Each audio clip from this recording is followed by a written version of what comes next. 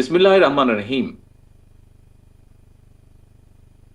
আমাদের প্রতিদিনের আলোচনায় সাধারণত পুরা ভাগ জুড়েই থাকে, আমরা যেহেতু রাজনীতি করি, এখানে রিজভী সাহেব উপস্থিত আছেন, সহ আরো দু একজন আছেন। আমরা যারা রাজনীতি করি, আমাদের প্রতিদিনের আলোচনা জুড়ে সাধারণত থাকে গণতন্ত্র, গণতান্ত্রিক ব্যবস্থাপনা, মানুষের অধিকার, মানুষের বিষয়ে, এইসব বিষয়গুলি সাধারণত প্রাধান্য পায়। তবে আজকের এই সম্পূর্ণ আলোচনা বা অনুষ্ঠানটি সম্পূর্ণভাবে, সামগ্রিকভাবে পুরো অনুষ্ঠানটি একদমই ব্যতিক্রম। আজকে আপনারা যারা এখানে বক্তব্য রেখেছেন, প্রত্যেকের বক্তব্যের মধ্যেই প্রাধান্য পেয়েছে আহ, বাস্তুতন্ত্র বা ইকোসিস্টেম এবং মানবেতর প্রাণীর যে অধিকার, যে প্রসঙ্গগুলি, সেই বিষয়গুলো, প্রাণী বিষয়ক আজকের এই ব্যতিক্রম ধর্মী যে আমাদের আজকের এই অনুষ্ঠান, এই অনুষ্ঠানের সম্মানিত সভাপতি জনাব আদনান আজাদ, মঞ্চে উপস্থিত সম্মানিত নেতৃবৃন্দ, সামনে উপস্থিত পেট লাভারবৃন্দ, উপস্থিত সকল সম্মানিত উপস্থিতিবৃন্দ, আসসালামু আলাইকুম। প্রাণী, বন্য বা প্রাণী কিংবা পশু পাখি, এইসব প্রাণীকে আমরা যেভাবেই, যে নামেই ডাকি বা চিনি বা তাদেরকে বলি না কেন, মোটা দাগে যদি বলি, এইসব প্রাণীকুলের মধ্যে এক ধরনের প্রাণী রয়েছে যাদের আবাস বা নিবাস কিংবা খাবারের সরাসরি ব্যবস্থা সাধারণত মানুষ করে থাকে। আর যেসব প্রাণী বন্য প্রাণী হিসাবে চিহ্নিত, সেই সব প্রাণীগুলো নিজেরাই নিজেদের আবাস কিংবা খাবারের ব্যবস্থাগুলো করে থাকে। এইসব প্রাণীর জন্য বাস্তুতন্ত্রের সংরক্ষণ এবং নিরাপত্তা বিধান আসলে অত্যন্ত জরুরি। সম্মানিত উপস্থিতিবৃন্দ, শুধুমাত্র মানবিক কিংবা সামাজিক কারণেই নয়, সৃষ্টিকুলে পশু পাখি প্রাণীর কথা আমাদের সকল ধর্মেই, শুধু ইসলাম ধর্ম নয়, ইসলাম ধর্ম ছাড়াও অন্যান্য সকল ধর্মেই কিন্তু ধর্মীয়ভাবে গুরুত্বের সঙ্গে বলা হয়েছে। কয়েকজন বক্তা তাদের বক্তব্য তুলে ধরেছেন। প্রাণী জগৎকে প্রকৃতি এবং পৃথিবীর সৌন্দর্যের প্রতীক হিসাবেও কিন্তু চিহ্নিত করা হয়েছে। সেটি ধর্মের অবস্থান থেকেও করা হয়েছে, বিভিন্ন মনীষীও বিভিন্ন সময়ে সেটি তাদের বক্তব্যে তুলে ধরেছেন। পবিত্র কোরআনে বিভিন্ন প্রাণীর নামে বেশ কিছু সূরা আছে, সূরার নামকরণ করা হয়েছে। আল্লাহ তাআলা বলেছেন কোরআনে, একজন বক্তা বলেছেন, আমি তার কথার সূত্র ধরেই বলতে চাই, যে প্রাণীকুল সৃষ্টির অন্যতম কারণ হলো এগুলোতে তোমরা আরোহণ করে থাকো, আর এগুলো সৌন্দর্যের প্রতীক। এছাড়াও কিন্তু বলা হয়েছে পৃথিবীতে বিচরণশীল যত প্রাণী আছে আর যত পাখি দুই ডানা মেলে উড়ে বেড়ায়, তারা সবাই তোমাদের মতন একক জাতি। পশু পাখি কিংবা বন্য প্রাণী অর্থাৎ সৃষ্টি জগতের প্রতিটি সৃষ্টি একে অপরের জন্য উপকারী। আমাদের বেশ কিছু বক্তা তাদের বক্তব্যে বিভিন্নভাবে কোন প্রাণী কিসের জন্য উপকারী, এমনকি রিজভী আহমেদ সাহেব তার বক্তব্যে একটু বলেছেন কিছুক্ষণ আগে, যখন উনি বন্দি দশায় ছিলেন সেই সময়ও, যে বেজি উনি দেখেছেন, বেজিগুলোকে সেখানকার যারা কর্তৃপক্ষ ছিল তারা কেন বেজিগুলোকে কোনো ক্ষতি করে না, সেটির কারণ তারা দিয়েছে। তার মানেই ব্যাপারটা দাঁড়াচ্ছে প্রত্যেকটা জগতের সৃষ্টি একটার জন্য একটা অপরের উপকারী। মানব সমাজের বিকাশে প্রত্যেকটা পশু পাখি কিংবা বন্য প্রাণীর ভূমিকা যে অনস্বীকার্য, আমরা এতক্ষণ আলোচনায় সেটা শুনেছি সকলের কাছ থেকে।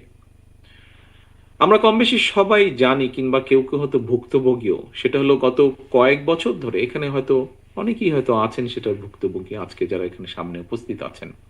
গত কয়েক বছর ধরে বাংলাদেশে কিন্তু এডিস, যে মশা বাহিত যে ডেঙ্গু জ্বর, এটা কিন্তু বেশ মারাত্মক রূপ নিয়েছে কখনো কখনো। প্রাণী সংরক্ষণ নিয়ে আপনারা যারা কাজ করছেন, যারা কম বেশি কাজ করেন, আপনাদের প্রত্যেকেরই ধারণা আছে ব্যাঙ কিন্তু এই এডিস মশার লার্ভাটা খেয়ে থাকে। মশার বিস্তারটা রোধ করতে সাহায্য করে ন্যাচারাল উপায়, প্রাকৃতিক উপায়। সুতরাং এই বিষাক্ত মশার বিস্তার রোধের জন্য বিশেষ করে শহরে নগরে ব্যাঙের জন্য নিরাপদ আবাস আমরা এখানে ফড়িং, জোনাকি পোকা, প্রজাপতির বিভিন্ন বিষয় কেন প্রয়োজন, মৌমাছির কেন প্রয়োজন, সেগুলো যেরকম আজকে শুনেছি, ঠিক একইভাবে আমি যেটি বলছি এটা অনেকেরই আপনাদের কম বেশি ধারণা আছে যে ব্যাঙের জন্য নিরাপদ যে আবাস অর্থাৎ জলাশয়ে থাকা প্রয়োজন, ঠিক একইভাবে যেরকম ফড়িং বা জোনাকির জন্য প্রয়োজন। এভাবেই কিন্তু মানব সমাজের নিরাপত্তার স্বার্থেই কিন্তু প্রতিটা প্রাণের নিরাপত্তায় প্রয়োজনীয় উদ্যোগ গ্রহণ জরুরি আমাদের। মানুষের অধিকার প্রতিষ্ঠার জন্য যেমন গণতন্ত্রের চর্চা বা সুরক্ষার প্রয়োজন, ঠিক একইভাবে কিন্তু প্রাণীর অধিকার নিশ্চিত করার জন্য বাস্তবতন্ত্রের সুরক্ষা প্রয়োজন। সম্মানিত অতিথিবৃন্দ, সম্মানিত আয়োজকবৃন্দ, International Union for Conservation of Nature and Natural Resource অর্থাৎ আন্তর্জাতিক প্রকৃতি বা প্রাকৃতিক সম্পদ সংরক্ষণ সংঘের একটি সংস্থা আছে। একজন বক্তা ওনার বক্তব্যে এই বিষয়টা বলে গেছেন, তারপরে আমি রিপিট করছি যে প্রায় ১ দশক আগে তাদের যে রিপোর্ট আছে সেই রিপোর্টে বলা হয়েছে যে এই দেশে ১৬০০-র বেশি প্রজাতি প্রাণী রয়েছে। এই ১৬০০-র ভিতরে প্রায় ৩০০, আমার কাছে আমি যতটুকু জানি, উনি প্রফেসর সাহেব হয়তো আরো একটু কারেক্ট বলতে পারবেন, এর মধ্যে প্রায় ৩৯০টি প্রজাতি কিন্তু বিলুপ্তির মুখে চলে গিয়েছে। এবং এটা শুধু বাংলাদেশেই নয়, বিশ্বের আরো অনেক দেশেই কিন্তু মানুষের সৃষ্টি পরিস্থিতির কারণে অনেক প্রজাতির অস্তিত্ব হুমকির সম্মুখীন আজকে। একটি বিশাল একটি প্রিয় উপস্থিতি, আরেকটি বড় বিষয় বাংলাদেশের গর্ব, যেটা আমাদের ঐতিহ্যের প্রতীক রয়্যাল বেঙ্গল টাইগার, এটিও আজ এখানে আলোচিত হয়ে যায়। সময়ের সাথে সাথে এই বাঘও এখন মনে হয় বিলুপ্ত প্রজাতির তালিকায় খুব সম্ভব স্থান করে নিচ্ছে। আমার যতটুকু মনে আছে, যতটুকু দেখেছি আমি, ধারণা আছে ৮০-র দশকে বাংলাদেশে সুন্দরবনে বাঘের সংখ্যা ছিল খুব সম্ভবত ৪০০-রও বেশি, প্রায় ৫০০-র কাছাকাছি। সর্বশেষ যেই জরিপটা হয়েছে সেই জরিপে যতটুকু আমার ধারণা আছে সেই বাঘের সংখ্যা কমতে কমতে কমতে এখন ১০০-র কাছাকাছি এসে দাঁড়িয়েছে। হাতির সংখ্যাও এখন কমে ২০০-র নিচে চলে এসেছে বোধহয়, খুব সম্ভব, বা রাউন্ড অ্যাবাউট ২০০-র মতন হবে। ঠিক এইভাবে বাংলাদেশের আরো অনেক প্রাণী কিন্তু ধীরে ধীরে যুক্ত হচ্ছে এই বিলুপ্ত প্রজাতির তালিকায়। জনসংখ্যা বৃদ্ধি, জলবায়ুর পরিবর্তন, আনপ্ল্যান্ড নগরায়ন, নদী জলভূমি ভরাট, বন উজাড় সহ নানা কারণে, যেগুলো এর ভিতরেই আলোচকবৃন্দ আলোচনা করেছেন, নানা কারণে একদিকে জীব বৈচিত্র্য যেরকম হুমকির মুখে পড়ছে, ঠিক একইভাবে বন্য প্রাণী পাচারের ঘটনাও কিন্তু বেশ উদ্বেগজনক হারে কিন্তু বাড়ছে। আর এ সকল কারণেই কিন্তু বন্য প্রাণী, জলজ উদ্ভিদ এবং প্রাণীদের যে আবাসস্থল, এগুলোও কিন্তু অস্তিত্ব সংকটের মধ্যে পড়ছে। খুব সম্ভবত এখানে একজন লয়ার আছেন যিনি এ সকল বিষয় নিয়ে কাজ করেন। ওনার এটা, আমি যে কথাটি এখন বলতে চাচ্ছি, ওনার খুব ভালো বোধহয় ধারণা থাকবে বিষয়ে।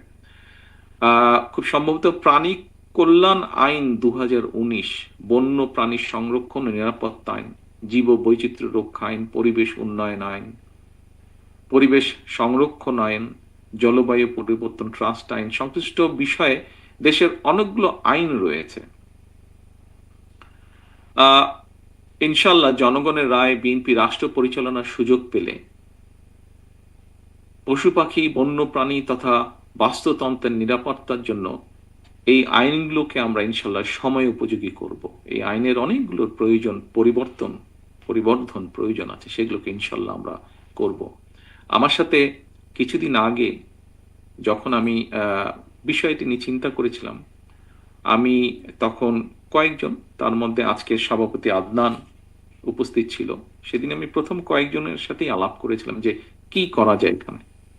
সেদিন আমি আদনানকে বলেছিলাম যে এই বিষয়গুলোতে আপনারা দয়া করে কাজ করুন এবং আমাদেরকে বলুন যে আমাদের সুযোগ হলে ইনশাল্লাহ আমরা কি কি কাজ করতে পারি।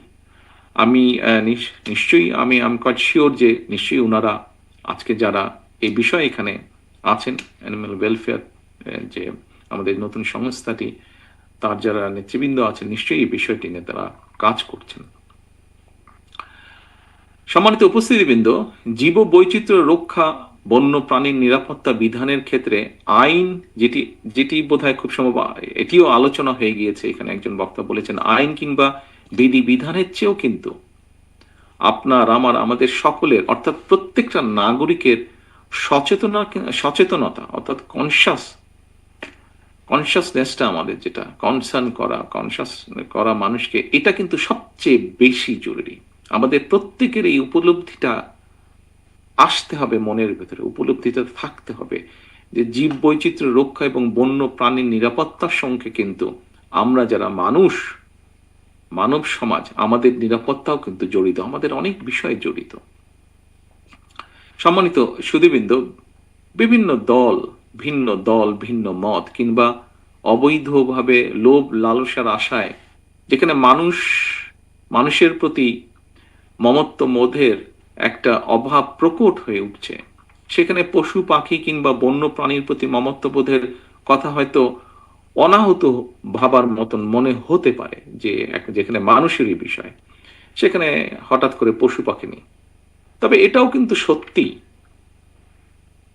পশু পাখি, কুকুর, বিড়াল, হাতি কিংবা বাঘ অর্থাৎ প্রাণীর প্রতি মানুষের হৃদয় অনুভবের স্থান তৈরি যদি না হয়, শুধু আইন করে প্রাণীর আহার, আবাস, নিবাস নিশ্চিত করা, যা আজকে নিশ্চিত করার জন্য আমরা কিছু সংখ্যক মানুষ এখানে একত্রিত হয়েছে, যে বিষয়গুলো নিয়ে আমরা কনসার্ন এক্সপ্রেস করছি, আমরা যদি এই কনসাসনেসটা মানুষের মধ্যে যে অনুভূতিটা যদি আমরা তৈরি করতে না পারি, তাহলে শুধু এই প্রাণীর আইন করে প্রাণীর আহার, নিবাস, তাদের নিরাপত্তা নিশ্চিত, এই সবগুলো বিষয় কিন্তু অত্যন্ত কঠিন হবে। উপস্থিতিবৃন্দ, প্রাণীর নিরাপত্তা, অধিকার রক্ষা, মানব সভ্যতার উৎকর্ষতা এবং বিকাশের পর্যায় নির্ণয়ের ক্ষেত্রে প্রাণীর নিরাপত্তা এবং অধিকার রক্ষার বিষয়টি নির্ণায়ক ভূমিকা পালন করতে পারে।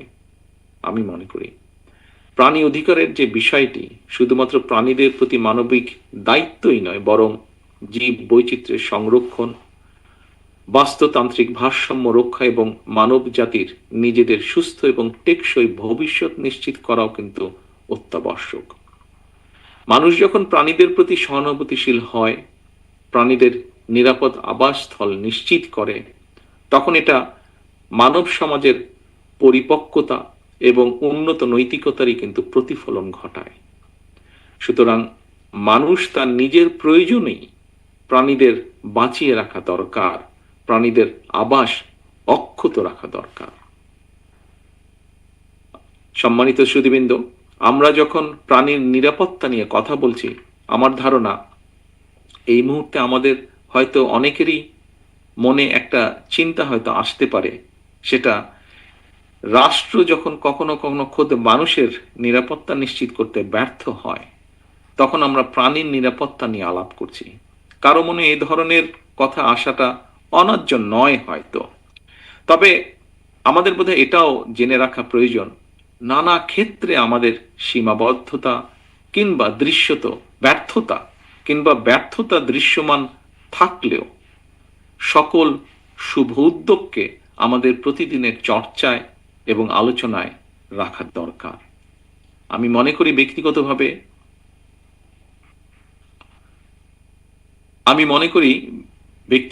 আমি মনে করি গণতন্ত্রের সঙ্গে মানুষের অধিকারের সম্পর্কটা যেমন, বাস্তুতন্ত্রের সঙ্গে পশু পাখি এবং বন্য প্রাণীর অধিকারের সম্পর্কটা তেমন। সুতরাং রাষ্ট্র রাজনীতিতে গণতন্ত্র এবং শুদ্ধাচার প্রতিষ্ঠিত থাকলে বাস্তবিকভাবেই বাস্তুতন্ত্র নিরাপদ থাকে।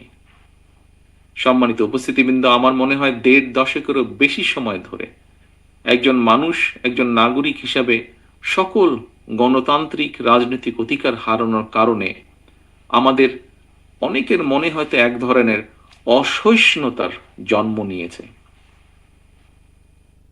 এই অসহিষ্ণুতা কাটিয়ে একজন মানবিক মানুষ হয়ে ওঠার জন্য মনুষ্যত্ব অর্জন আর পশুত্ব বর্জনই হোক আমাদের অঙ্গীকার।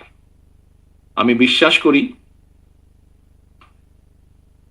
বিশ্বাস করি মানুষ হিসাবে আমরা রাষ্ট্র এবং সমাজে নিজেদের অধিকার নিশ্চিত করতে পারলে অন্য সকল প্রাণীর অধিকার সংরক্ষণের ব্যাপারেও আমরা আরো সতর্ক এবং যত্নবান থাকব।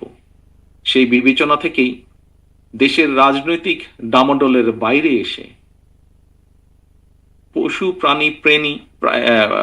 প্রাণী প্রেমী কিছু মানুষের আয়োজনের আজকের প্রাণী বিষয়ক এই আলোচনাটি অবশ্যই অর্থবহ এবং অত্যন্ত ভালো একটি উদ্যোগ।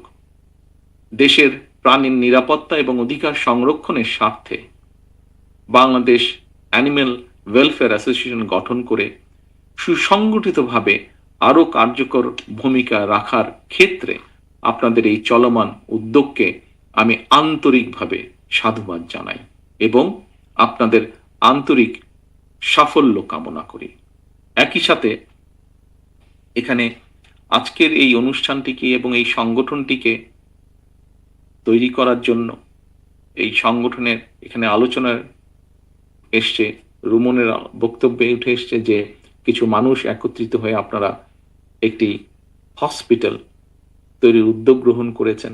আমি তাদেরকে আন্তরিকভাবে সাধুবাদ এবং ধন্যবাদ জানাই।